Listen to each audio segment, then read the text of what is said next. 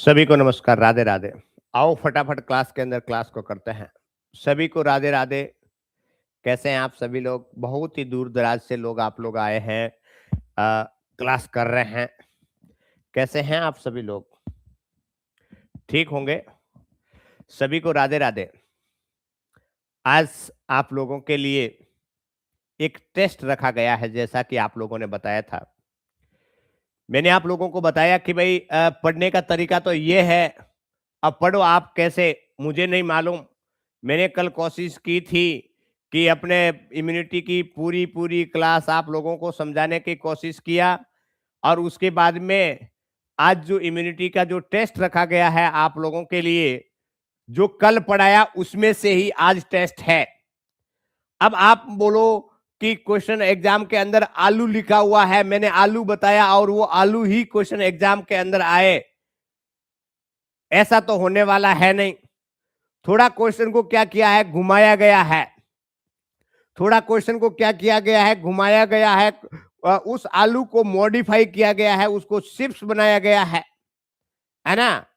तो उसका विशेष रूप से लॉजिक है, वो आप लोगों को क्या रखना होगा, कैप्ट इन द माइंड के अंदर रखना होगा, और उसके बाद में उसका आंसर है वो देना होगा। तो क्या आप लोग रेडी हैं? आज के इस सेशन के अंदर सबसे बड़ी खुशखबरी ये है कि मैं आप लोगों के लिए 44 क्वेश्चन है वो लेके आया हूं, और ये 44 क्वेश्चन ही सारे के सारे एग्जाम के अंदर आए हुए हैं। अब इससे बढ़िया तो खुशखबरी हो ही नहीं सकती। मैंने बोला कि मैं 100 क्वेश्चन ले लेता हूं, परंतु 100 क्वेश्चन में से फिर होगा क्या कि कुछ क्वेश्चन है जो रूटीन के घिसे पिटे रहते हैं, वो मैंने हटा दिए। मैं आप लोगों के लिए आपका 44 क्वेश्चन है वो लेके आया हूं, और ये 44 क्वेश्चन किससे रिलेटेड है? इम्यूनिटी से रिलेटेड है। ये इम्यूनिटी से रिलेटेड है, और सारे क्वेश्चन, सारे जो एमसीक्यू है वो आपके एग्जाम के अंदर आए हुए हैं, प्रीवियस एग्जाम के अंदर आए हुए हैं, और वही क्वेश्चन आपके रिपीट होंगे। इस बात को ध्यान रखें। और यदि आप लोगों ने ये क्वेश्चन है सही किया, इसका मतलब आप ये समझ लेना कि हमें, हमारी तैयारी बढ़िया है, हम जो एग्जाम दे रहे हैं उस एग्जाम के अंदर बैठे हुए हैं, ऐसा आप मानना। जिन लोगों के क्वेश्चन गलत हो जाते हैं, ज्यादा मंथन करने पर बैठ जाना कि हमारी कहाँ गलती हुई, क्या अब पीडीएफ जो पढ़ाया था उसके अंदर ये क्वेश्चन था या नहीं था, और क्या गलती हुई कि हमारा ये क्वेश्चन है जो आंसर है वो गलत हुआ। ठीक है, इसी के साथ में क्लास को स्टार्ट करते हैं। सभी को राधे राधे। और आप लोग जानते हैं कि ये लक्ष्मी नारायण 50 जिसके अंतर्गत जो क्लासेज है वो चल रही है, वो आप लोग प्ले स्टोर में जाकर के KP nursing app, KP nursing app play store में जाकर के क्या करना है, ऐड हो जाए, है ना। वहां से आप कोर्स है वो परचेज कर सकते हैं। बीच में कोई नहीं पूछेगा, है ना, कि भाई हमें क्लास ऑनलाइन लेना है, ऑफलाइन लेना है। जो लेना है वो ये नंबर रहे, इस नंबर पे मैसेज कर लो, और मैसेज करने के बाद में क्या कर लें, मैसेज करने के बाद में आपको लिंक आ जाएगा, या आप प्ले स्टोर में जाकर के केपी नर्सिंग ऐप डाउनलोड करो, और डाउनलोड करते ही ये जो आपको फॉर्मेट देखने को मिल रहा है, ये 50 वाला है, जो नई वैकेंसी 8,938, मतलब 10,000 तक की वैकेंसी है, उसके लिए आप तैयारी कर सकते हैं। इसी के साथ में आज के इस सेशन को स्टार्ट करते हैं, और पूरी क्लास देखना न भूलें। उसके बाद में ये क्लास है प्राइवेट हो जाएगी, क्योंकि इतने वीवीआई क्वेश्चन आप लोगों के लिए मैं लेके आया हूं कि ये क्वेश्चन ही एग्जाम के अंदर रिपीट होने वाले हैं। और ये इम्यूनिटी पढ़ा ली, उसके बाद में क्या है, इसके आंसर आप लोगों को देना है। चलो भाई, स्टार्ट करते हैं क्लास के बारे में।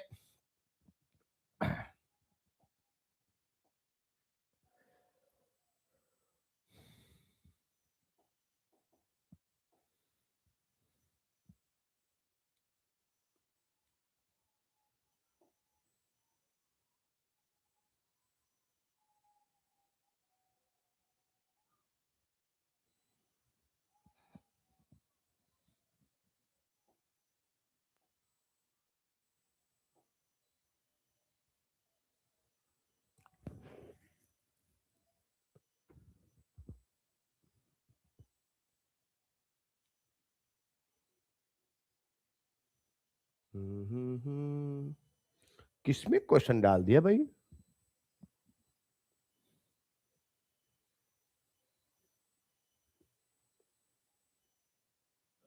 क्वेश्चन 1 से 44। मेरा डाटा ऑपरेटर भी है ना, कहाँ से कहाँ डाल देता है क्वेश्चन। वर्धन पब्लिकेशन, हाँ ये रहा, देखो यहाँ डाल दिया है, मैं ढूंढ रहा हूँ कहीं। गजब है, गजब है। हाँ, सभी को राधे राधे, सभी को राधे राधे। चलो, ये है क्वेश्चन, और लास्ट में इसके आंसर भी दे दिया हूं मैं, है ना। लास्ट में आप लोगों को आंसर भी दे दिया हूं, आंसर, ये आंसर की है, ठीक है, ये आपके आंसर की है। इस प्रकार से आंसर की भी इसके नीचे अपलोड कर लिया हूं। बहुत ही बेहतरीन तरीके से आप लोगों को क्वेश्चन है, क्वेश्चन के बाद में आंसर शीट है, इसको आप देख लेना। और अभी का अभी आप आंसर दो। 1 घंटे की क्लास के अंदर 44 क्वेश्चन करवाऊंगा, एक्सप्लेन करने की जरूरत नहीं है, क्योंकि मैंने आप लोगों को पढ़ा दिया था, है ना। ये क्वेश्चन नंबर 1, है ना। अब स्पीड मैं भी रखूंगा, आप लोग भी रखो। इस प्रकार से क्वेश्चन एग्जाम के अंदर आएगा। आलू का मतलब आलू, ऐसा क्वेश्चन नहीं आएगा। थोड़ा सा क्वेश्चन है वो घुमा फिरा करके आने वाले हैं, ये आप लोगों को क्या रखना है, ध्यान रखना है। क्वेश्चन नंबर 1, इम्यूनोग्लोबुलिन होते हैं, इम्यूनोग्लोबुलिन होते हैं, क्या होते हैं बताओ। इम्यूनोग्लोबुलिन होते हैं, हिंदी अंग्रेजी दोनों के अंदर दिया हुआ है।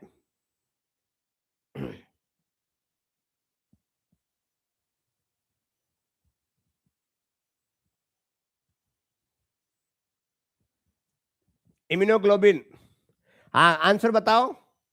अच्छा, सभी के आंसर आ रहे हैं, सभी के आंसर आ रहे हैं। पहले का ए इज ए करेक्ट आंसर रहेगा। सभी लोगों ने लिखा है कि भाई ए हम कर रहे हैं। ग्लाइकोप्रोटीन होते हैं, ये प्रोटीन और कार्बोहाइड्रेट के बने होते हैं। प्रोटीन, प्रोटीन एवं कार्बोहाइड्रेट, कार्बोहाइड्रेट, प्रोटीन और कार्बोहाइड्रेट के बने हुए होते हैं इम्यूनोग्लोबुलिन, ठीक है। इम्यूनोग्लोबुलिन है, उसका दूसरा नाम क्या है बताओ। इम्यूनोग्लोबुलिन है, उसका दूसरा नाम क्या है। अदर नेम कौन क्या है बताओ, अदर नेम क्या है, ये कोई बताएगा। अदर नेम बता दो इम्यूनोग्लोबुलिन, ठीक है, ये आपको ध्यान में रखना है। और बिना कहे तो लाइक कोई करेगा नहीं, है ना, बिना कहे तो कोई लाइक करेगा नहीं, नहीं मालूम। हाँ, इम्यूनोग्लोबुलिन का अदर नेम है एमिनो एसिड, है ना। इम्यूनोग्लोबुलिन का अदर नेम है एमिनो एसिड, लिखो सब एमिनो एसिड लिखो, है ना। इम्यूनोग्लोबुलिन, इसका अदर नेम क्या है, एमिनो एसिड है। एमिनो एसिड प्रोटीन है, प्रोटीन का दूसरा नाम है। अरे भाई, आप लोग क्यों दूसरों के भरोसे आप गलती कर रहे हो, है ना, क्यों गलत कर रहे हो। एमिनो एसिड के कब मैंने लिखा दिया बताओ।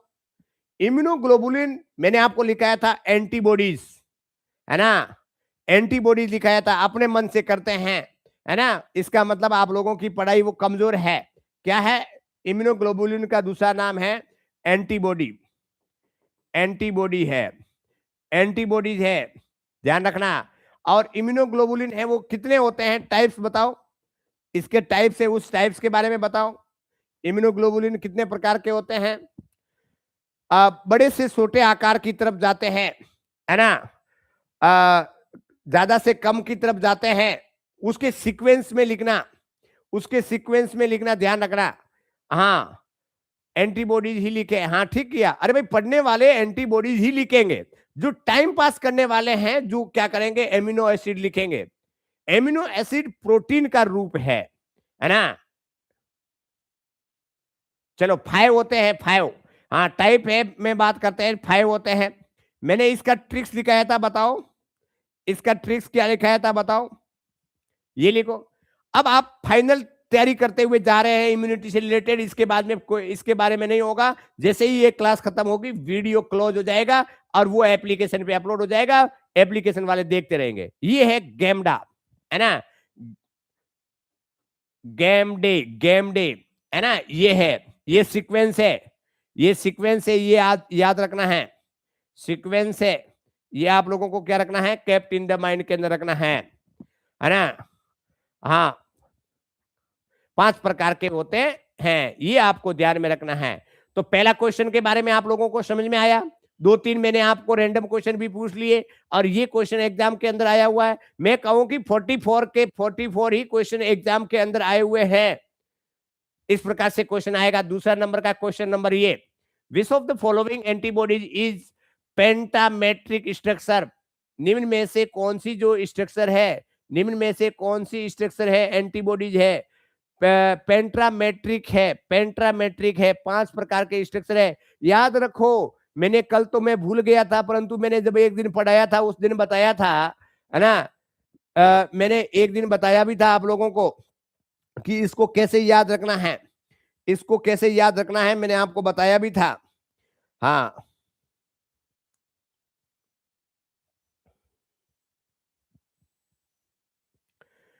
पेंटामेट्रिक, पेंटामेट्रिक। हाँ बताओ इसके अंदर पेंटामेट्रिक के बारे में, इसका आंसर कौन बताएगा?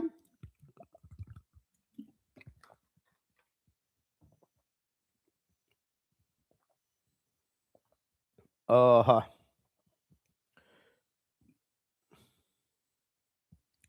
पेंटामेट्रिक।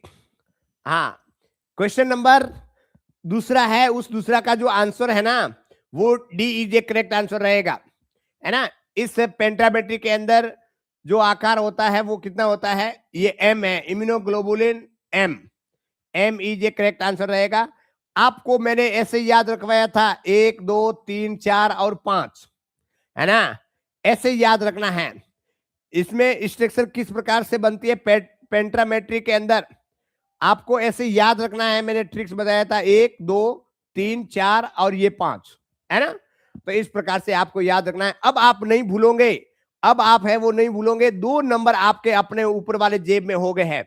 44 में से कितने क्वेश्चन राइट करते हैं उसको विशेष रूप से क्या रखना है, केप्ट इन द माइंड के अंदर रखना है। ठीक है। क्वेश्चन नंबर 3, क्वेश्चन नंबर 3 के अंदर लिखा है, which of the following is a true about immunoglobulin M? Immunoglobulin M के बारे में कौन सी कंडीशन है वो सत्य है, ये पूछा गया है। ये बातें आप लोगों को क्या रखना है, ध्यान रखना है। क्वेश्चन नंबर 3 मैंने आप लोगों को इसके बारे में बताया भी था, है ना। इसके बारे में मैंने आप लोगों को बताया भी था। बताओ, हाँ, ये सबसे छोटी एंटीबॉडीज होती है क्या? पहले के अंदर लिखा हुआ था कि ये सबसे छोटी एंटीबॉडीज होती है क्या? इम्यूनोग्लोबुलिन एम वाला, ये सबसे छोटी इम्यूनोग्लोबुलिन एंटीबॉडीज होती है क्या? ये प्रारंभिक प्रतिरक्षा प्रतिक्रिया बनाती है क्या? It form the initial response, it form the initial response of immunity. ये एंटीबॉडीज का एक आइसोटॉपिक है, ये कशेरुकियों द्वारा निर्मित नहीं होती है ना। It is not produced by the vertebras. अच्छा, ये आपने देखा होगा, मैंने बताया क्या कि कोई भी इंफेक्शन बॉडी के अंदर एंट्री होता है तो उस दौरान में सबसे पहले रेस्पॉन्स करने के लिए इम्यूनोग्लोबुलिन ए है ना, सॉरी इम्यूनोग्लोबुलिन एम है वो आगे आती है। इम्यूनोग्लोबुलिन एम है वो सबसे ज्यादा है, वो आगे आती है। तो इस प्रकार से ये क्या है, it form the initial immune response के लिए ये तैयार होती है। ये मैंने आप लोगों को लिखाया था इम्यूनोग्लोबुलिन एम के अंदर, लास्ट में जो लिखाए थे, याद है ना। तो इस प्रकार से इसके अंदर B is a correct answer रहेगा। तीनों के तीनों क्वेश्चन हैं आप लोगों के, आप लोगों के तीनों क्वेश्चन है वो राइट हुआ है ना। तीनों के तीनों क्वेश्चन है आप लोगों के राइट हुआ है। और क्वेश्चन डायरेक्ट नहीं आएगा, मैं आप लोगों को बोल दिया आलू का मतलब आलू नहीं आएगा, घुमा करके आएगा। मैंने आपको पढ़ाया है उस हिसाब से आपका क्वेश्चन आने वाला है। नेक्स्ट बात करते हैं question number, maximum immunoglobulin present in serum, serum में मौजूद अधिकतम इम्यूनोग्लोबुलिन है। अच्छा बताओ, इसके अंदर बताइएगा, इसका आंसर बताइएगा, है ना, इसके बारे में बताइएगा।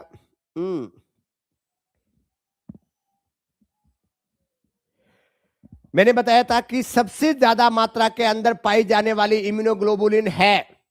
अब देखिएगा, सीरम में मौजूद अधिकतम इम्यूनोग्लोबुलिन है। इस प्रकार से क्वेश्चन है वो एग्जाम के अंदर आएगा, आप लोगों को याद रखना है, भूलना नहीं है।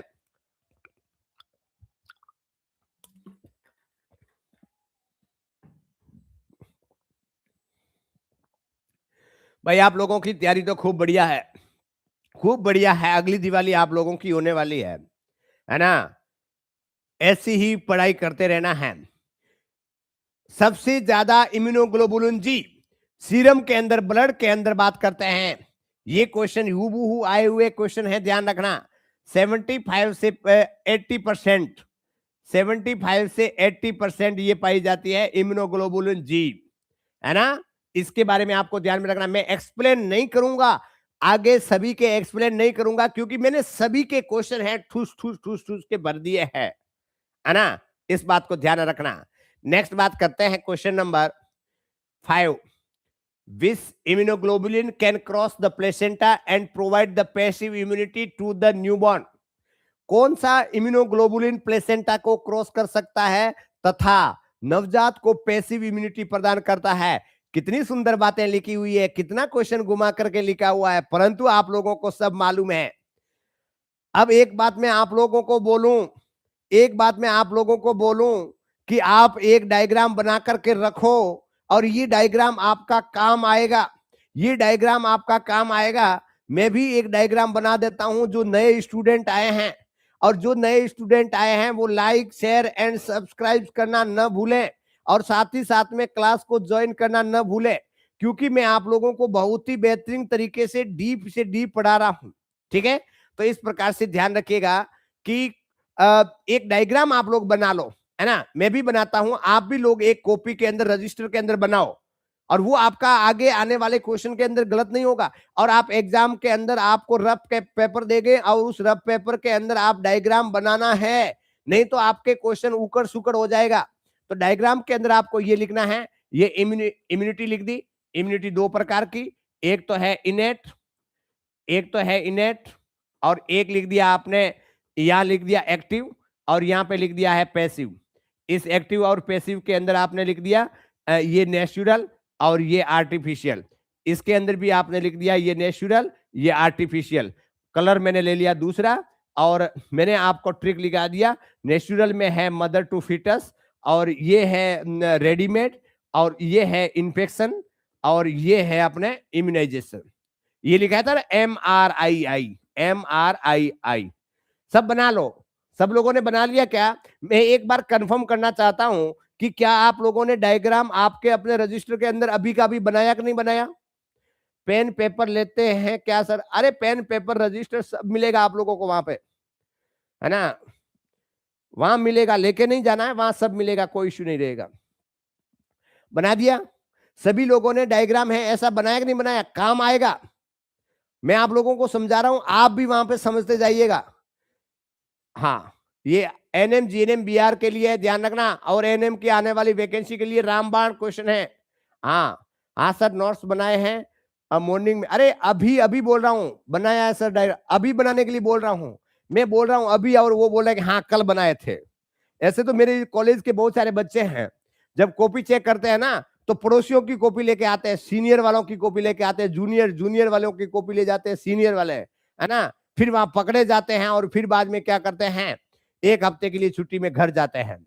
तो इसलिए अभी का अभी बनाना है। चलो अब बात करते हैं, which immunoglobulin can cross the placenta? मैंने आपको बोला था एकमात्र इम्यूनोग्लोबुलिन है, वो क्या करता है, प्लेसेंटा को क्रॉस करता है ना? तो इम्यूनोग्लोबुलिन जी है, इम्यूनोग्लोबुलिन जी है, तो ए इज ए करेक्ट आंसर रहेगा।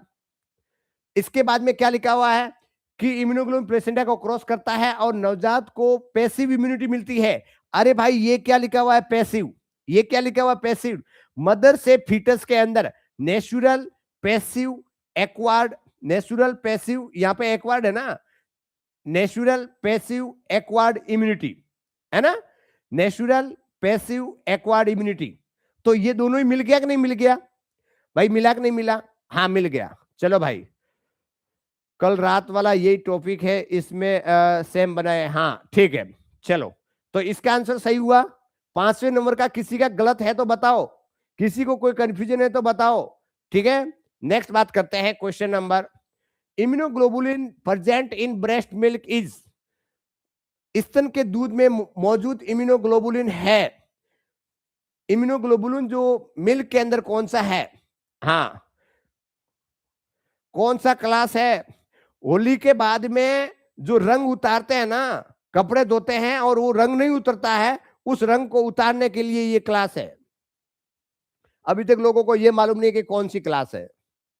चलो इसके अंदर बात करते हैं। इसके अंदर भी आप लोगों को मालूम है कि ये भी कौन सी है, इसमें immunoglobulin A, immunoglobulin A milk के अंदर पाया जाता है ना। इम्यूनोग्लोबुलिन जी और इम्यूनोग्लोबुलिन ई, अरे सो इम्यूनोग्लोबुलिन ए, ये दोनों ही पैसिव प्रकार की मदर टू फीटस के अंदर, मदर से न्यूबॉर्न के अंदर होने वाली, ट्रांसफर होने वाली, है ना। हाँ ये प्राइमरी हेल्थ केयर की है, प्राइमरी हेल्थ केयर की नहीं है, ये माइक्रोबायोलॉजी के अंदर आती है। चलो नेक्स्ट बात करते हैं। क्वेश्चन, वे पदार्थ जो प्लेसेंटा को बैरियर को पार नहीं करते हैं, वे substance that does not cross the placental barrier, कौन सा है सब्सटेंस है वो प्लेसेंटा को क्रॉस नहीं करते हैं? इस क्वेश्चन का आंसर सभी लोग देंगे और ऐसे क्वेश्चन पूछे जाते हैं, कोई भी गलत नहीं करेगा। एक बार आपकी अपनी ईमानदारी यहां पे जरूर दर्शाएगा। 7 के अंदर इसकी ईमानदारी जरूर दर्शाएगा। मैं सभी लोगों के कमेंट से उसको पढ़ रहा हूं और 7 लिख करके उसका आंसर दोगे, 7 लिख करके इसका आंसर दोगे। मैं सभी के नाम भी लूंगा। सबरा ने डी लिखा है, सुप्रिया भारती ने डी लिखा है, कमल नायक ने गुड इवनिंग बोला है, अंजू कुमारी ने सी लिखा है, अस्थमा पोदार ने ए लिखा है और सुप्रिया ने 7 का डी लिखा है। उसके बाद में पूजा कुमारी ने ए लिखा है और उसके बाद में राकेश ने डी लिखा है और सुप्रिया सन्या डी लिखा है और 100% सुप्रिया दावा भी कर रही है ना। सुप्रिया भारती है वो दावा कर रही है भाई, 100% है। राकेश अपने तीर का निशान लगा करके अपना 1 नंबर है वो जेब में डाल रहा है ना। इसमें सी लिख रही है, सैड लिख रहा है, सी लिख रहा है, सपना डी लिख रही है। भाई सभी के आंसर तो बढ़िया आ रहे हैं, खूब बड़े बड़े वादे किए जा रहे हैं। डी तो है लिम्फोसाइट सेल एक्टिवेशन, डी है। अच्छा 7 का है ना। ये देखो, वे पदार्थ जो प्लेसेंटल बैरियर को पार नहीं करते हैं, है ना। पार नहीं करते हैं तो पार कौन करता है, क्रॉस कौन करता है? क्रॉस करता है इम्यूनोग्लोबुलिन जी, है ना। परंतु यहां पे लिखा पार नहीं करता है, तो पार ओनली ये करता है, ये भी नहीं करता है, ये भी नहीं करता है, ये भी नहीं करता है। अरे क्वेश्चन क्या है? गलत है। क्वेश्चन क्या है? गलत है। इसको आपको टच नहीं करना है, इसको आपको टच नहीं करना है। आपको बोनस मिलेगा, आपको बोनस मिलेगा, ये आपको ध्यान में रखना है। ये बात आपको ध्यान में रखना। कहां कोई क्रॉस करता है? मैंने आपको लिखा था only cross the placenta of immunoglobulin G. Immunoglobulin G है वो प्लेसेंटा को क्रॉस करती है। हमें भी क्वेश्चन रॉन्ग लगा था और लगना, मैंने आपको बोला था ना कि मैं सभी के क्वेश्चन के आंसर है उसको देखूंगा। इम्यूनोग्लोबुलिन पार करता है, हाँ। क्वेश्चन गलत क्या लिखा हुआ है? गलत क्यों है सर? अरे भाई दूसरे इम्यूनोग्लोबुलिन है वो पार करता ही नहीं है ना। दूसरे इम्यूनोग्लोबुलिन है वो पार करते ही नहीं है। यहाँ पे प्लेसेंटा लिखा हुआ है, बिना अकल की बहने, बिना अकल के कंपाउंडर भाई साहब, बिना अकल की बहने, यहाँ पे प्लेसेंटल बैरियर लिखा हुआ है। आपने देखा होगा, मैंने बताया था कि ड्यूरिंग द गेस्टेशन एज के अंदर माता से बच्चे के अंदर जो ट्रांसफर होती है वो होता है इम्यूनोग्लोबुलिन जी। सभी प्रकार के वहां पे प्लेसेंटा पे कोई भी दवाइयां है वो है, सब है, बैरियर लगा हुआ होता है, जाली लगी हुई होती है, कोई भी अंदर नहीं जा सकता है, नहीं तो बहुत सारा कुछ जाएगा बच्चे के अंदर, उकड़ सुकड़ हो जाएगा, है ना। तो ये आपको ध्यान में रखना है। क्वेश्चन तो गलत दिया है। अरे भाई क्वेश्चन गलत दिया है तो आपको कुछ करे नहीं है, आप लोग बोल देते, ऐसे कर देते कि गलत है, गलत है, गलत है, गलत है ना। आप लोग बड़े बड़े वादा कर रहे हो, इसका मतलब है कि आपकी कॉन्फिडेंस है वो बहुत कम है, इस बात को ध्यान रखना। आपका कॉन्फिडेंस है वो बहुत ही कम है, इसको ध्यान रखिएगा। नेक्स्ट नेक्स्ट टाइम से ध्यान रखना। नेक्स्ट बात करते हैं क्वेश्चन नंबर, मानव शरीर की वह क्षमता जो खुद को रोगजनक पैथोजन से बचाती है वो कहलाती है, वो क्या कहलाती है बताओ। इसके आंसर तो आप लोग दोगे ही दोगे, इसके बारे में तो आपको आंसर है वो देना ही है, इसका आंसर तो देना ही है। मैंने आप लोगों को बताया था कि इम्यूनिटी के बारे में बात किया था। इम्यूनिटी वह डेफिनेशन, जब जब कोई भी माइक्रो ऑर्गेनिज्म बॉडी के अंदर एंट्री करता है, जब कोई भी माइक्रो ऑर्गेनिज्म बॉडी के अंदर एंट्री करता है उसको एंटीजन कहते हैं।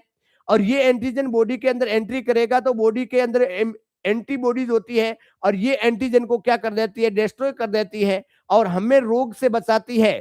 तो इस प्रकार की कंडीशन होती है, उसको क्या बोलते हैं, इम्यूनिटी कहा जाता है। मैंने आप लोगों को बताया भी था, मैंने आप लोगों को बताया भी था, इसको ध्यान में रखना है। Immunity, C is a correct answer रहेगा। जिन लोगों ने सी किया है उसका आंसर सही है, ठीक है। ये बातें आप लोगों को क्या रखना है, केप्ट इन द माइंड के अंदर रखना है। नेक्स्ट बात करते हैं question number, a natural power of the body to withstand the toxins या ऑर्गेनिज्म ऑफ डिजीज, शरीर की विषाक्त पदार्थों या रोग के जीवों का सामना करने की एक प्राकृतिक शक्ति होती है, वो क्या कहलाती है।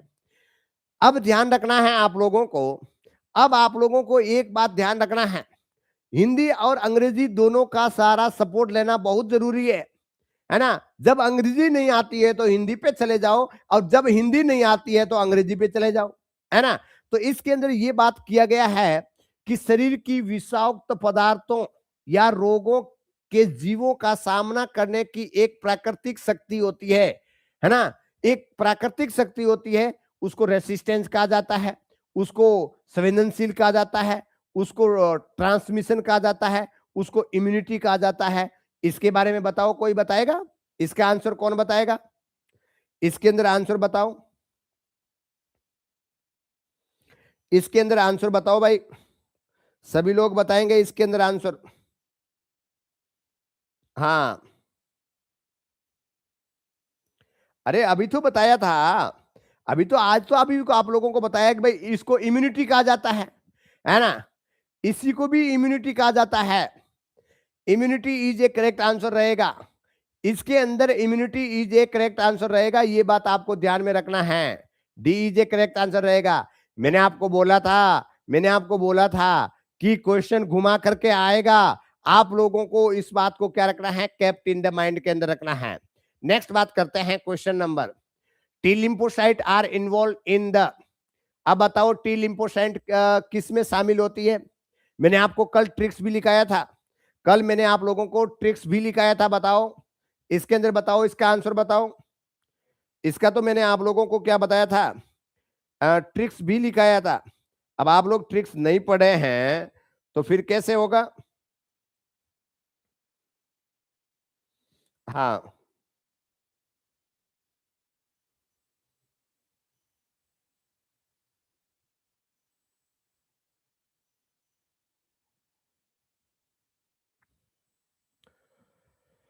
हाँ, टी लिम्फोसाइट कोशिका आधारित प्रतिरक्षा पर जिम्मेदार होती है ना। इसको आपको ध्यान में रखना है, इसको आपको क्या रखना है, थोड़ा सा ध्यान रखना है। मैंने लिखाया था टीसी सेलुलर, कहीं लिखा हुआ है ह्यूमोरल एंटीबॉडीज इमीडिएट, नहीं, cellular cell mediated immunity, B is a correct answer रहेगा, B is a correct answer रहेगा, बी सही है भाई, B is a correct answer रहेगा, इस बात को ध्यान रखना है, B is a correct answer रहेगा। ये क्वेश्चन है वो सही है, ध्यान रखना। नेक्स्ट बात करते हैं question number, cellular immunity is defined as, cellular immunity cell mediated immunity कोशिका जो है इस रूप से परिभाषित किया जाता है, किस रूप से परिभाषित किया जाता है बताओ, इसके अंदर किस रूप से परिभाषित किया जाता है। मास्ट कोशिकाओं द्वारा एंटीजन की पहचान, न्यूट्रोफिल्स द्वारा रोगजनक की पहचान, बी लिम्फोसाइट द्वारा रोगजनक का सामना, टी कोशिकाओं द्वारा विशिष्ट एंटीजन की पहचान। अब बताओ, अब इसके अंदर भी आप लोगों को मैंने आपको बताया था, इसके अंदर भी आप लोगों को टाइम देने की जरूरत है या नहीं है? इसके अंदर भी बताया था कि सेलुलर इम्यूनिटी होती है वो टी लिम्फोसाइट से रिलेटेड है, तो टी कोशिकाओं द्वारा विशिष्ट एंटीजन की पहचान, है ना, के रूप में जाना जाता है। ठीक है, ये बातें आप लोगों को क्या रखना है, केप्ट इन द माइंड के अंदर रखना है। एक क्वेश्चन आप लोगों के गलत हुआ था, दूसरे सभी के सभी आप लोगों के आंसर है वो बहुत ही बेहतरीन तरीके से आ रहे हैं, है ना, बहुत ही बेहतरीन तरीके से आ रहे हैं। और नेक्स्ट बात करते हैं, विच of the following is responsible for cellular immunity, निम्न में से कौन सी सेलुलर इम्यूनिटी के लिए जिम्मेदार है? Which of the following is responsible for the cell mediated immunity. अरे भाई आप लोगों को ध्यान में रखना है, सेलुलर इम्यूनिटी बोल दो या सेल मीडिएटेड इम्यूनिटी बोल दो। मैंने आपको बोला था क्वेश्चन, जिसमें क्वेश्चन मैंने आपको बताया था कि 8 क्वेश्चन आप लोगों को घुमाया था, है ना, जिसमें जो टेबल बनाया था 4 का कितना हो गया 8। तो इस प्रकार से उकड़ सुकड़ ऊपर नीचे क्वेश्चन है वो आ सकते हैं, साथ ही साथ में आपको ध्यान में रखना है। तो इस प्रकार से इसके अंदर सेलुलर इम्यूनिटी है वो टी लिम्फोसाइट, टी सी ये आपको ध्यान में रखना है। T C is a correct answer रहेगा। 11 नहीं 12 है, तो टी लिम्फोसाइट है, ये आपको क्या रखना है, केप्ट इन द माइंड के अंदर रखना है। अब आपको ध्यान में आ गया कि यदि मैं कहूं कि सेलुलर इम्यूनिटी है वो किससे रिग्रेट करती है, तो आप टी लिम्फोसाइट, या टी लिम्फोसाइट किससे रिग्रेट करती है, तो सेलुलर इम्यूनिटी या सेल मीडिएटेड इम्यूनिटी से रिग्रेट करती है। आपको कहीं से पूछे कोई फर्क पड़ने वाला नहीं है, इस बात को ध्यान रखें। Next question, antibodies are produced by, antibodies are produced by, antibodies किसके द्वारा निर्मित होती है, एंटीबॉडीज किसके द्वारा निर्मित होती है, ये बात आपको ध्यान में रखना है। मैंने आप लोगों को कल इसके बारे में बताया था। हाँ,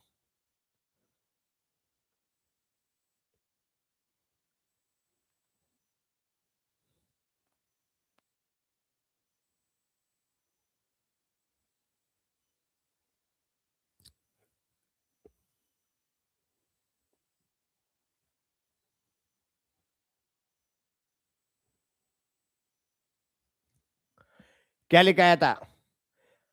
हाँ देखो लिखा है, कोई 100% वालों का मैं सबसे पहले देखूंगा। 13 का बी लिखा है ना, इरिथ्रोसाइट से, आरबीसी से। एंटीबॉडीज किसके द्वारा निर्मित होती है, आरबीसी से। जिन लोगों ने क्वेश्चन सही नहीं पढ़ा है, अरे क्वेश्चन आप लोगों ने सही नहीं पढ़ा है। देखो जो एंटीबॉडीज है, मैंने आपको बताया था humoral, humoral immunity, humoral immunity, और ये ह्यूमोरल इम्यूनिटी है बी सेल, है ना, बी सेल, बीटा सेल। एक तो टी लिम्फोसाइट, एक टी लिम्फोसाइट और एक है बी लिम्फोसाइट। तो ये सेलुलर बी लिम्फोसाइट और ह्यूमोरल फ्लूइड है ना, और ये फ्लूइड है, ये जो एंटीबॉडीज होती है ना, जो फ्लूइड है उस फ्लूइड के अंदर तो एंटीबॉडीज पाई जाती है, फ्लूइड के अंदर ही एंटीबॉडीज पाई जाती है। ह्यूमोरल इम्यूनिटी, और ये प्लाज्मा कोशिकाओं में पाई जाती है, प्लाज्मा सेल के अंदर पाई जाती है, प्लाज्मा सेल के अंदर पाई जाती है ना। तो इसके अंदर A is a correct answer रहेगा, plasma cell is a correct answer रहेगा। एंटीबॉडीज आर प्रोड्यूस्ड बाय, है ना, ह्यूमोरल फ्लूइड के अंदर पाई जाती है, प्लाज्मा के अंदर पाई जाती है ना। ये आप जो मोनोसाइट है, बेसोफिल्स है, इरिथ्रोसाइट है, आरबीसी का यहाँ पे कोई रोल ही नहीं है। कुछ भी लिख रहे हो, ऐसा आपको नहीं लिखना है, तो ध्यान रखना होगा। इसके अंदर B is a correct answer रहेगा। मैंने आपको तो लिखाया था कि ह्यूमोरल इम्यूनिटी, वर्ड आता है ह्यूमोरल, ह्यूमोरल इज फ्लूइड, और फ्लूइड क्या है, प्लाज्मा सेल, है ना। फ्लूइड का मतलब क्या है, ये प्लाज्मा है, ठीक है, तो ये आपको ध्यान में रखना है।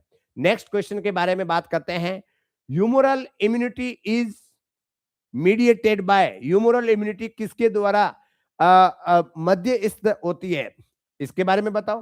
ह्यूमोरल इम्यूनिटी के बारे में मैंने आपको ट्रिक्स दिखाया था, है ना, ये मेरा सही हुआ है। हाँ, तो जिन्होंने दिमाग लगाया है और जिन्होंने अच्छी तरीके से कल की क्लास किया है, उस दौरान में आप लोगों के क्वेश्चन है वो सही हुए हैं। इस बात को क्या रखना है, ध्यान रखना है।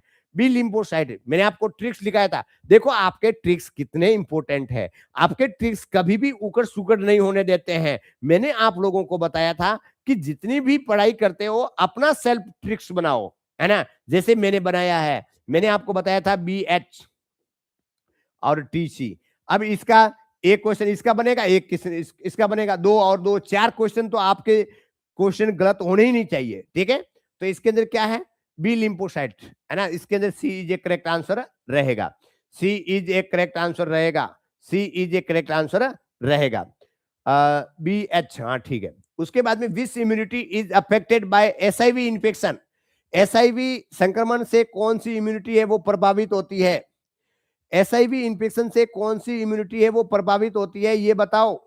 ये बहुत इंपॉर्टेंट है ना। बी में लिम्फोसाइट, ह्यूमोरल इम्यूनिटी, सी, हाँ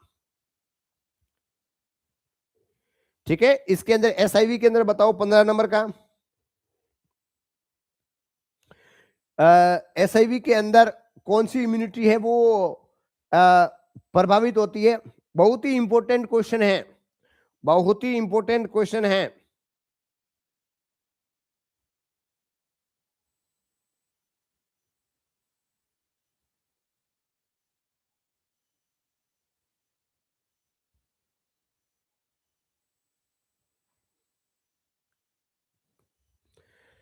अरे भाई, हमेशा मैं आप लोगों को बता रहा हूं, हमेशा मैं आप लोगों को बता रहा था कि एसआईवी के अंदर, है ना, एचआईवी के अंदर क्या हो रहा था, एसआईवी के अंदर CD4 सेल है, CD4 सेल है, और क्या हो रहा था, टी हेल्पर सेल है, टी हेल्पर हेल्पर सेल है। इसको क्या करता है, वो डिफेक्ट करता है ना। CD4 सेल इसके काउंट है और टी हेल्पर सेल है, इसके काउंट को कम कर देता है। तो ये एक एसआईवी एक सेलुलर है, सेलुलर इम्यूनिटी को प्रभावित करता है। Cellular immunity, C is a correct answer रहेगा, cellular immunity, C is a correct answer रहेगा, ठीक है ना।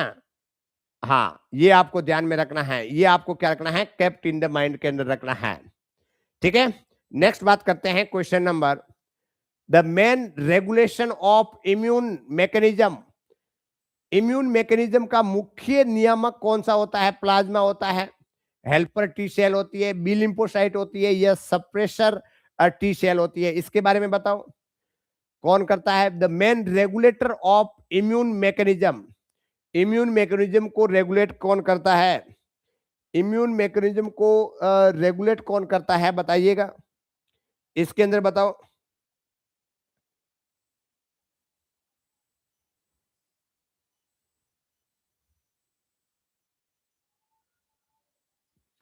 रेगुलेट करना, है ना, रेगुलेट करना, नियमित करना।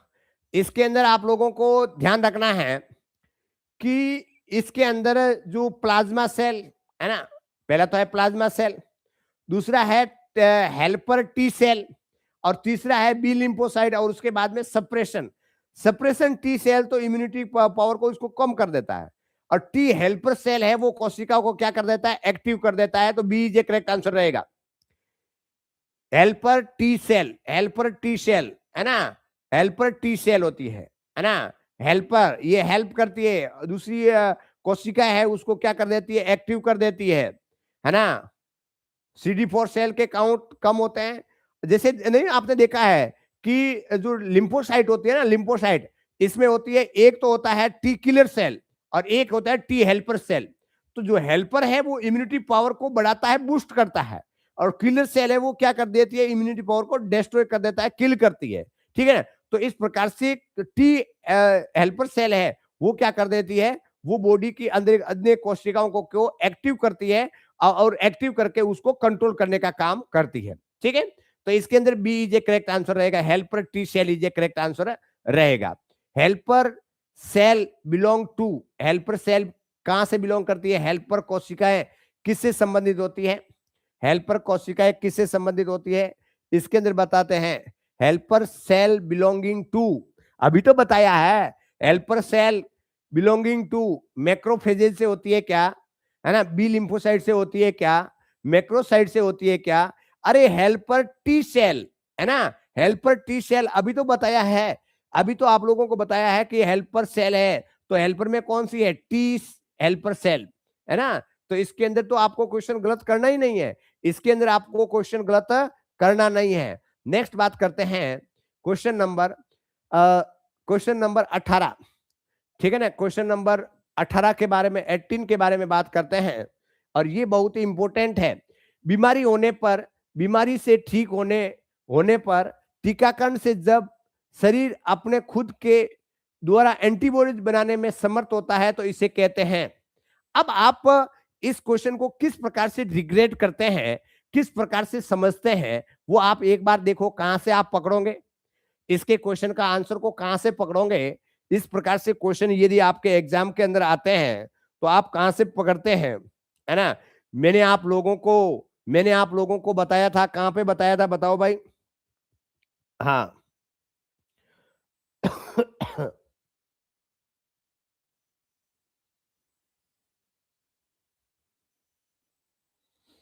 हाँ, कहां से पकड़ोगे, मैंने आपको ट्रिक्स दिखाया था। आर्टिफिशियल एक्टिव एक्वायर्ड इम्यूनिटी, अरे इस टीकाकरण से पकड़ोगे, टीकाकरण से, है ना। टीकाकरण बोलते हैं, मैंने आपको बताया था कि कोई भी वैक्सीन देते हैं एक प्रोफाइलेसिस के रूप में देते हैं, कोई भी वैक्सीन देते हैं एक प्रोफाइलेसिस के रूप में देते हैं। प्रोफाइलेसिस का मतलब ये हुआ कि उस बच्चे को क्या है, इन्फेक्शन नहीं है, परंतु सेफ्टी के लिए दिया जाता है, और वो सेफ्टी के लिए जो बॉडी के अंदर एडमिनिस्ट्रेट करते हैं, है ना। तो ये क्या है, एक जैसे कोई इन्फेक्शन होगा तो उसको क्या कर देगा, डिस्ट्रॉय कर देगा। खुद के द्वारा एंटीबॉडीज बनाने में समर्थ होते हैं टीकाकरण से खुद एंटीबॉडीज बनती है, तो उस प्रकार की कंडीशन होते हैं एक्टिव। याद रखो, क्या आपकी टेबल काम आई, हाँ आपकी टेबल काम आई कि नहीं आई बताओ। इसके बाद में मैंने आपको बताया था इम्यूनिटी के अंदर एक्वार्ड के अंदर दो प्रकार की, एक एक्टिव और ये पैसिव, और एक्टिव के अंदर मैंने आपको दो लिखाया था, नेचुरल और आर्टिफिशियल, और इस आर्टिफिशियल और नेचुरल के अंदर आई लिखाया था। इस आई से इम्यूनाइजेशन, और यही इम्यूनाइजेशन वाला है ना, ये आर्टिफिशियल एक्टिव एक्वायर्ड इम्यूनिटी है। यदि मैं कहूं कि टीकाकरण क्या है, तो वो है आर्टिफिशियल एक्टिव एक्वायर्ड इम्यूनिटी है ना। तो ये एक्टिव है, पैसिव नहीं है, और एक्वायर्ड है, परंतु जब एक्टिव आ रही है तो इसको करने की जरूरत नहीं है। इस बात को क्या रखोगे, केप्ट इन द माइंड के अंदर रखोगे, सी इज ए करेक्ट आंसर रहेगा। हाँ, ये आपको क्या रखना है, केप्ट इन द माइंड के अंदर रखना है। ये बातें आप लोगों को क्या रखना है, ध्यान रखना है। चलो, सी एक्वायर्ड एक्टिव इम्यूनिटी रहेगी। चलो, आया ट्रिक्स काम आया, सारे ट्रिक्स काम आएंगे।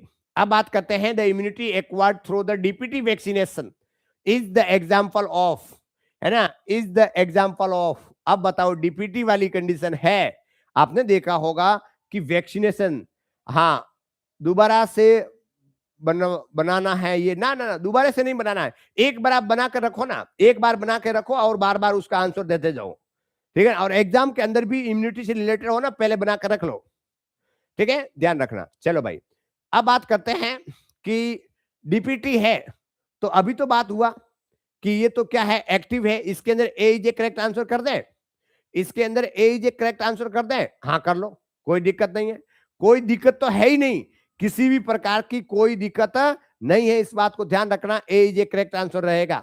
नेक्स्ट बात करते हैं, artificial acquired immunity is obtained by. अब ध्यान रखिएगा, अब यहां पे क्या लिखा हुआ है कि कृत्रिम रूप से अर्जित प्रतिरक्षा किसके द्वारा प्राप्त होती है, इसके बारे में आप लोगों को बताना है, ये बहुत ही इंपॉर्टेंट है। मैं थोड़ा सा साइड में हो जाता हूं, इसको आप एक बार अपना लॉजिक लगाइएगा, आप अपना लॉजिक लगाइएगा, 20 नंबर का आंसर क्या रहेगा, है ना। इसके अंदर आप लोग अपना लगाइएगा, लॉजिक लगाओ, मुझे तो टेबल बना करके आप लोगों को समझाना पड़ेगा।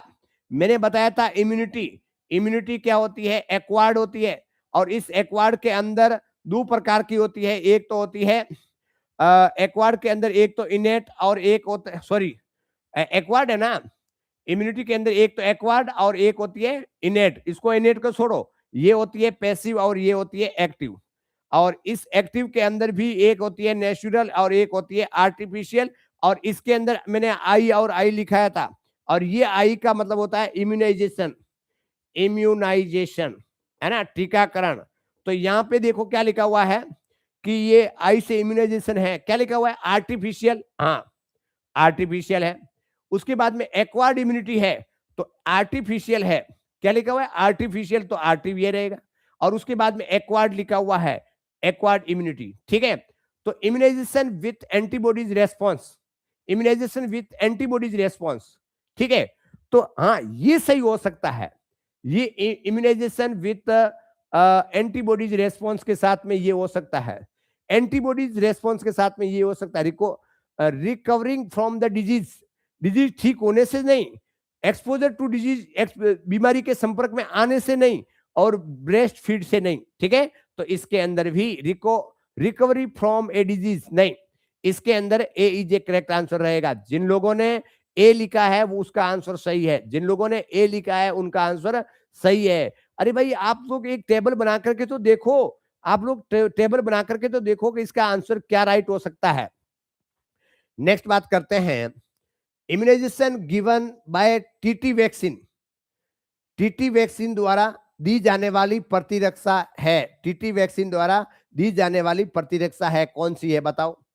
अब टीटी द्वारा दी जाने वाली प्रतिरक्षा कौन सी है ना। इसके अंदर 21 के बारे में बात करते हैं। हाँ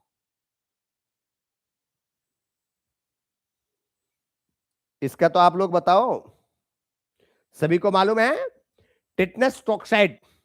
तो ये क्या है, पैसिव है क्या, इनेट है क्या, हार्ड इम्यूनिटी है क्या, एक्टिव इम्यूनिटी है क्या। हाँ क्वेश्चन सबके सही होने चाहिए, क्वेश्चन सबके सही होने जरूरी है, इस बात को ध्यान रखिएगा। आपके क्वेश्चन कंफ्यूजन नहीं करने चाहिए। क्या आपकी टेबल है, आपका ट्रिक से वो काम आ रहा है क्या। हाँ एक्टिव है, जैसे ही इम्यूनाइजेशन आता है उसका मतलब ये समझना है ये एक्टिव वाली कंडीशन है, इस बात को क्या रखोगे, कैप्ट इन द माइंड के अंदर रखोगे, ठीक है। तो इसके अंदर D is a correct answer रहेगा। मैंने बताया था कि इम्यूनिटी, एक्वायर्ड, उसके बाद में पैसिव, और उसके बाद में एक्टिव, और एक्टिव के अंदर भी नेचुरल और आर्टिफिशियल, और ये है इम्यूनाइजेशन। तो इम्यूनाइजेशन में क्या है, आर्टिफिशियल, एक्टिव, एक्वायर्ड इम्यूनिटी है, तो ये क्या है, एक्टिव इम्यूनिटी है, D is a correct answer रहेगा। और इनेट इम्यूनिटी इनबॉर्न कैपेसिटी होती है, एक पर्सन से दूसरे पर्सन, सॉरी एक पीढ़ी से दूसरे पीढ़ी, है ना, इनबॉर्न कैपेसिटी होती है। पैसिव इम्यूनिटी तो इधर तो अपने गए नहीं, है ना, क्योंकि इम्यूनाइजेशन इसमें है नहीं, इधर तो अपने क्या है, इसमें तो नेचुरल के अंदर है, माता से बच्चे के अंदर, और उसके बाद में आर्टिफिशियल के अंदर है रेडीमेड, है ना, रेडीमेड है, ठीक है। तो ये आपको ध्यान में रखना है। अच्छा ये बताओ कि आपके जो क्वेश्चन है इतने घुमा फिरा करके आए हुए हैं, परंतु आपके इस लॉजिक छोटे से ट्रिक से आप लोगों के क्वेश्चन सही होते जा रहे हैं, इसका मतलब है कि आपने अच्छी तरीके से समझ लिया है, आपने उस ट्रिक को अच्छी तरीके से समझ लिया है, अब आप गलत नहीं कर सकते। नेक्स्ट बात करते हैं, क्वेश्चन नंबर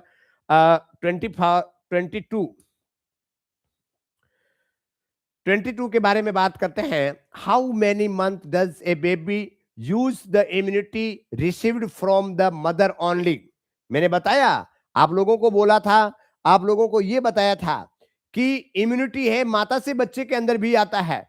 सर जी साफ साफ ये बनवा दो, है ना, साफ साफ कल तो सारी बातें बताया ही था ना, अब कभी आओगे कभी नहीं आओगे तो कैसे होगा, है ना। अब बताओ इसके बारे में बताओ, इसके बारे में बताओ, इसके बारे में बताओ भाई।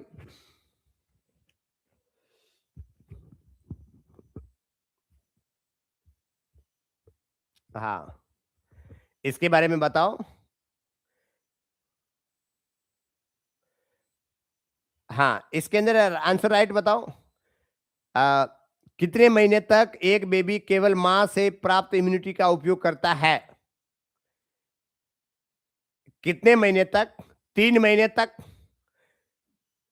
1 महीने तक, 12 महीने तक, और नेवर, कभी नहीं। ये तो हो गया गलत, ये हो गया ज्यादा, क्योंकि मैक्सिमम 6 मंथ तक हो सकता है, है ना। 6 मंथ वाला मैंने किस में लिखाया था, याद है? किस में लिखाया था, आपको याद है? किस में लिखाया था, आप लोगों को याद है क्या?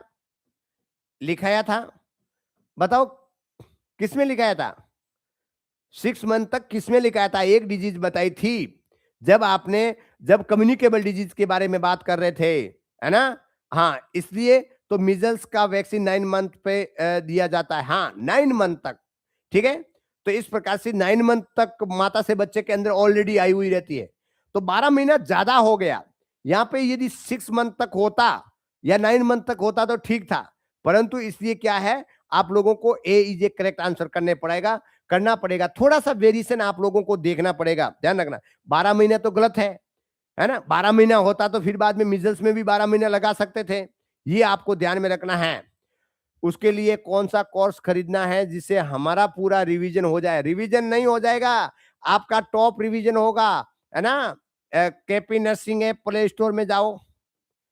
आप लोग बीच बीच में मेरे को पूछते रहते हो, KP nursing app play store में जाओ, या बात करते हैं ये 94704816, इस पे मैसेज डाल देना। और इसमें लक्ष्मी नारायण 5.0 है ना, लक्ष्मी नारायण 5.0 ये कोर्स है, वो परचेज कर लेना, लक्ष्मी नारायण 5.0, ठीक है।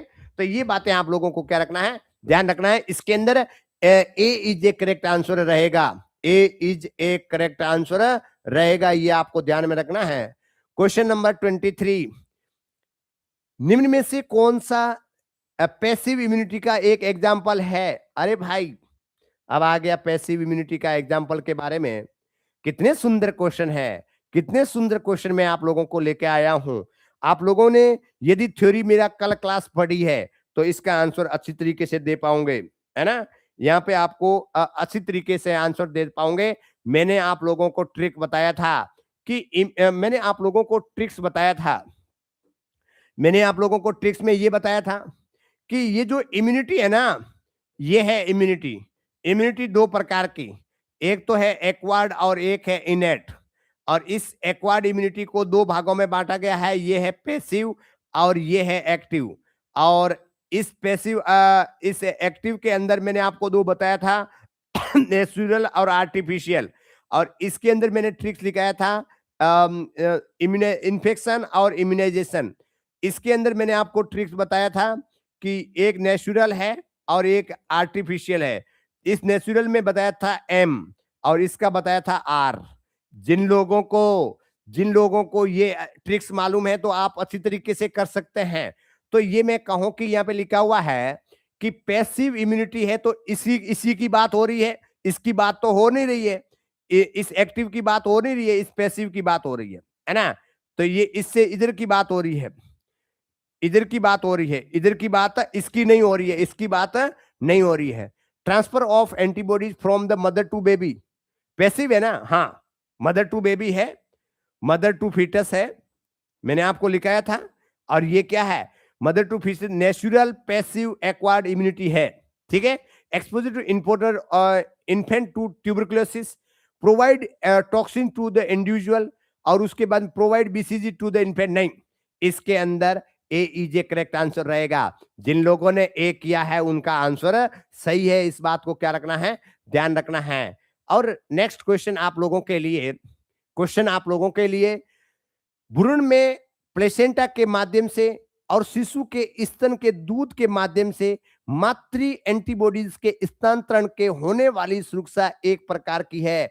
कितनी सुंदर बातें लिखी हुई है, आप लोग पढ़िएगा। मैंने दोनों बातें आप लोगों को लिखाया था कि माता के द्वारा बच्चे के अंदर ड्यूरिंग द गेस्टेशनल एज के अंदर ट्रांसप्लेसेंटल इम्यूनिटी है, वो क्या होती है, ट्रांसफर होती है। साथ ही साथ में आपने देखा होगा कि जब बच्चे का जन्म हो जाता है तो माता दूध पिलाती है, और मोस्टली जो पहला दूध होता है जिसको कोलोस्ट्रम कहते हैं, और वो कोलोस्ट्रम जो इम्यूनोग्लोबुलिन के रूप में है ना, वो बच्चे को, माता से बच्चे के अंदर जाती है।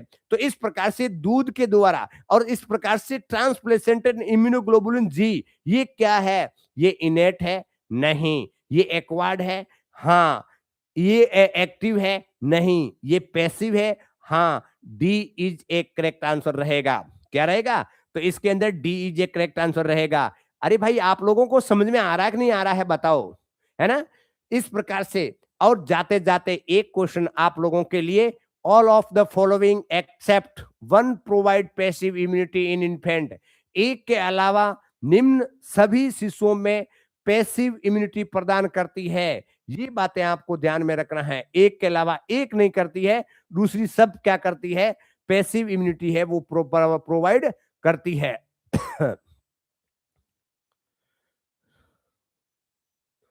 हाँ, इसके बारे में बताओ, 25 के बारे में बताओ, 25 के बारे में बताओ।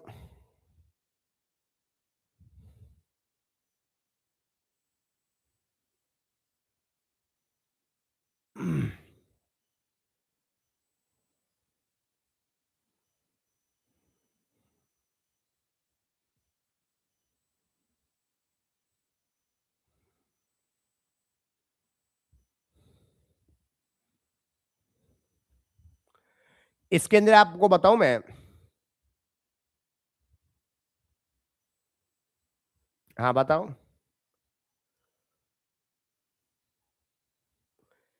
अच्छा ये बताओ, ये पैसिव है तो मैं, ये है इम्यूनिटी, ये है एक्वार्ड। एक्वार्ड होती है दो प्रकार की, एक तो होती है एक्टिव और ये होती है पैसिव। ठीक है, इस पैसिव के अंदर भी ये है नेचुरल और ये है आर्टिफिशियल, ये है नेचुरल और ये है आर्टिफिशियल। इसके अंदर मैंने आप लोगों को लिखाया था कि ये लिखाया था एम और ये लिखाया था आर, और इसके अंदर लिखाया था आई और इसके अंदर लिखाया था आई। तो माता से बच्चे के अंदर ट्रांसफर हो रही है मातृ एंटीबॉडीज, ये तो पैसिव है, ये तो है। दूसरा है मां का स्तन का दूध, ये भी क्या है? ये भी क्या है? पैसिव है ना? ये भी पैसिव है। डेवलपमेंट ऑफ डिजीज, बीमारी का विकास, जब बीमारी होती है मतलब बॉडी के अंदर इंफेक्शन जाता है, उस वजह से बॉडी आ रही है। तो सर ये भी क्लास कितने बजे स्टार्ट होती है? चलो, तो इसके अंदर क्या है कि बीमारी का मतलब इन्फेक्शन, इन्फेक्शन, किसी इन्फेक्शन की वजह से जो इम्यूनिटी होती है वो तो होती है एक्टिव होती है। क्या होती है? एक्टिव होती है। ठीक है, और उसके बाद में vaccination by transfer of antibodies, है ना, ये भी क्या होती है? ये भी एक्टिव होती है। अब इसको राइट कौन सा करोगे बताओ? इसके अंदर ये दो तो एक्टिव का प्रकार है, ये दो तो क्या है? एक्टिव का प्रकार है, और ये दो क्या है? ये दो है आपका पैसिव का प्रकार है। किसको राइट करोगे? किसको राइट करोगे? है ना, किसको राइट करोगे? अब एक बात, मेरी बात सुननी होगी आप लोगों को। वैक्सीनेशन और डेवलपमेंट ऑफ डिजीज मतलब इन्फेक्शन, है ना, ये दोनों ही एक्टिव है। ये दोनों ही क्या है? एक्टिव है। और ऊपर वाला दोनों है पैसिव है। अब एक बात मैं बताऊं कि एग्जामिनर ने इसकी आंसर राइट किया है, एग्जामिनर ने इसको आंसर राइट किया है, सी राइट किया है। क्या एक के अलावा निम्न सभी शिशुओं में पैसिव इम्यूनिटी प्रदान करता है? तो ये तो क्या है? सी है ना? परंतु ये भी तो राइट है, ये डी तो भी राइट है ना? तो इसके अंदर या तो आना चाहिए सी और डी, यहाँ पे ई ऑप्शन लिख करके। ठीक है, तो ऐसे क्वेश्चन को थोड़ा सा कभी कभार क्या होता है, डिपेंड करता है एग्जामिनर के ऊपर भी। ठीक है, एग्जामिनर ने क्या राइट किया मालूम है? इसके अंदर सी राइट किया है, एग्जामिनर ने सी राइट किया है, एग्जामिनर ने सी राइट किया है। गलत क्यों है? गलत क्यों है कि वैक्सीनेशन जो देते हैं और उस वैक्सीनेशन के द्वारा, vaccination by transfer of antibodies, ओहो,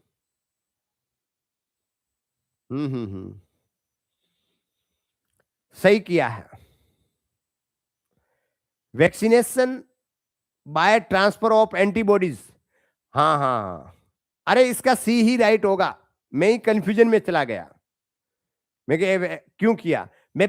अरे भाई ये एंटीबॉडीज है, ये एंटीबॉडीज वैक्सीनेशन की वजह से जो सीरा देते हैं ना, सीरा, एंटी टिटनस सीरम, तो जो टिटनस का इंजेक्शन देते हैं ना, सॉरी इसमें एंटी टिटनस सीरम देते हैं, एंटी टिटनस सीरम देते हैं ना, एटीएस, ये रेडीमेड बने बनाए हैं, रेडीमेड है, रेडीमेड है, बने बनाए हैं, बने बनाए इम्यूनोग्लोबुलिन है, इसलिए ये सी किया है। ठीक है, इसके अंदर सी ये करेक्ट आंसर रहेगा। हाँ, थोड़ा सा मैं फिसल गया था, इसको आपको ध्यान में रखना है। चलो ठीक है, ठीक है।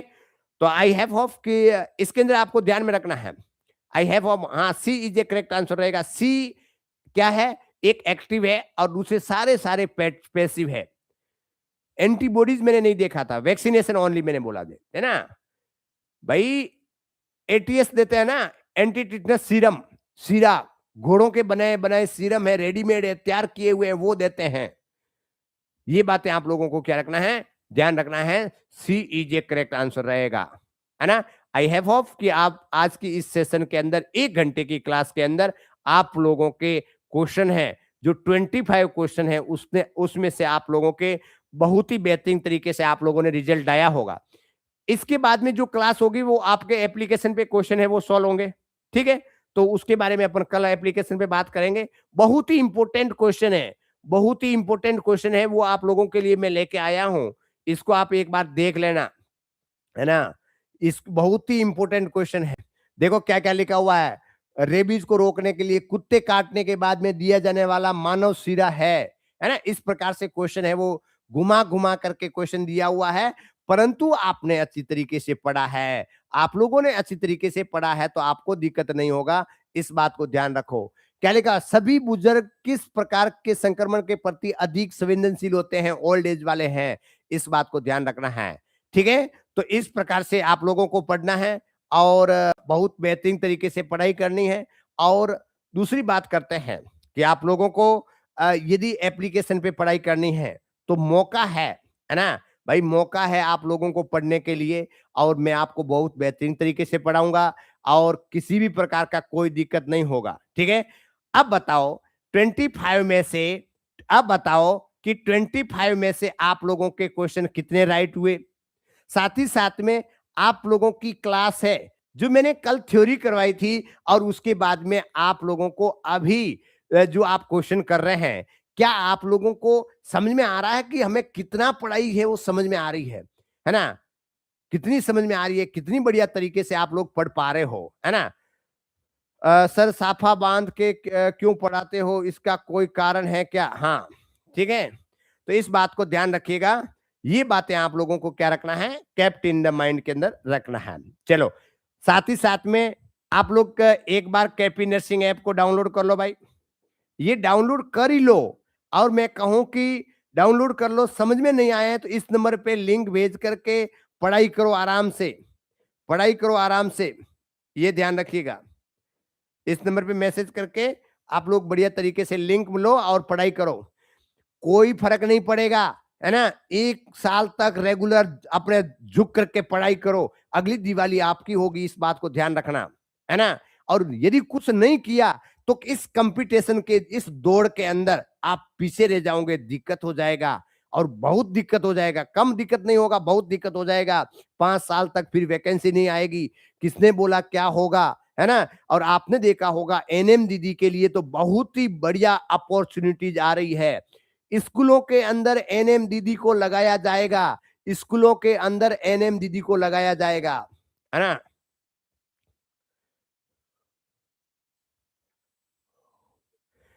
हाँ, अच्छा विभा कुमारी, आज का आप मैं देख लूंगा। मैंने यहाँ से ऐड कर लिया हूँ, परंतु हो सकता है कि कोई आपके जो नंबर है और साथ ही साथ में एप्लीकेशन आपने जो डाउनलोड की है उसके अंदर दूसरा नंबर होगा, इसलिए नहीं दिख रहा होगा, ठीक है। हो जाएगा, कोई इश्यू नहीं है। चलो, अब क्या प्राइस है वो एप्लीकेशन में जाकर के देखो, यहाँ पे सारी बातें हरियाणा वालों के लिए ले, हाँ, हरियाणा वालों वाले के लिए भी क्लास है। अरे भाई, सिलेबस आपका आईएनसी का है, सिलेबस आप लोगों का आईएनसी का है, सभी के लिए ये क्लास है, इस बात को ध्यान रखिएगा। हाँ, चलो, जिन लोगों के जो 20 से ऊपर नंबर आए हैं उसका तैयारी बहुत बढ़िया है, इस बात को ध्यान रखिएगा। जिन लोगों के 20 से ज्यादा क्वेश्चन आंसर राइट हुए हैं उसकी तैयारी बहुत अच्छी है। और मैं ये स्टैंडर्ड टॉप जो पीजीआई, एम्स, नॉर्सेट जैसे एग्जाम के क्वेश्चन को आप लोगों के सामने रख रहा हूं। मैं छोटे छोटे सीधे सीधे क्वेश्चन, आलू का मतलब आलू जैसा मैंने यहाँ पे नहीं किया है, फिर भी आप इतना बढ़िया तरीके से आंसर दे रहे हो। आप समझते हो आपकी तैयारी कितनी बढ़िया है? खूब बढ़िया है, कोई दिक्कत नहीं होगा। आओ एप्लीकेशन पे जो सिस्टमैटिक तरीके से पढ़ते हैं, पहले पीडीएफ पढ़ाएँगे, फिर बाद में ये गोल्डन पॉइंट दिखाएँगे, फिर बाद में आपका क्लास करवाएँगे और फिर बाद में एमसीक्यू करवाते हैं। इस प्रकार से स्टेप बाय स्टेप से आप जाते हैं, आपका नॉलेज आप खुद परखते हैं और लास्ट में आप लोगों के टेस्ट सीरीज़ को स्टार्ट कर दूँगा और उस टेस्ट सीरीज़ के अकॉर्डिंग आप अपना जो एमसीक्यू है उसको सॉल्व करते जाओ, है ना? प्रैक्टिस करते जाइएगा और आने वाली आगामी वैकेंसी के लिए आप लोगों की दिवाली आपके हाथ में रहेगी। इसी के साथ में आज के लिए इतना ही। आपका दिन शुभ रहे। Thanks to all, good night to all, bye bye.